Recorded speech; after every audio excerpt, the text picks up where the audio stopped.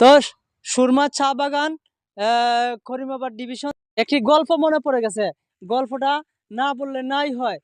এক বন্ড পীর সাহেব মানে বন্ডামি করতে করতে তার জীবন যাচ্ছে। মানে এমন এক জায়গায় গেছে, মুরিদানের বাড়িতে যায় বলতেছে তার উঠানের মধ্যে দিরিম করে এক বাড়ি মারছে। বাড়ি মারার পরে হ্যাঁ, মুরিদানের প্রশ্ন করলো যে হুজুর আপনি বাড়ি মারলেন কেন?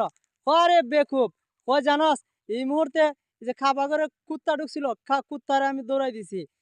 হ্যাঁ, তখন মুরিদানের বউ কিতা করছে বুদ্ধি হইরা, ও কুত্তা ঢুকছে, কুত্তা দৌড়াই দিছে। আচ্ছা ঠিক আছে, এখন তার ঘরে বাদ দিছে পরে বাতের তলে তার মাছ বিরান রাইখা দিছে, অথবা মুরগি বলতে পারেন।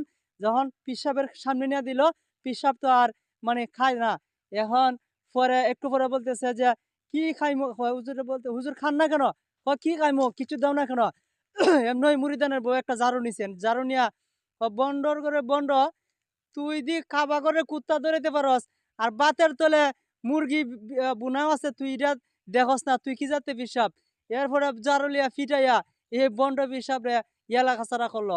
সমাজে কিছু বন্ড পীর আছে, মানে তারা বন্ডামি করে, দেখবেন বিভিন্ন ধরনের নেশাগ্রস্ত থাকে আর ভণ্ডামি করে, মেয়ে লোক দেখলেই তাদের লিপসা চলে যায়। তাই আমরা বন্ড পীর থেকে সতর্ক থাকবো এবং আল্লাহর খাস অলিদের কাছে আমরা যাইব, অলিদের সহবত নিব।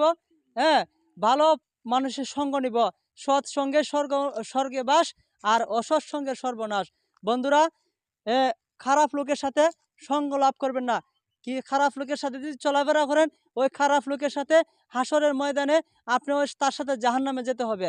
আর যদি ভালো লোকের সাথে চলেন, ওই ভালো লোকটার কারণে হাসরের ময়দানে যদিও আটকে যান, কিন্তু ওই ভালো লোকটার উসিলা আপনাকে আল্লাহ তাআলা পার করে দিবে। তো যাই হোক, আমরা ভালো মানুষের সঙ্গ লাভ করব।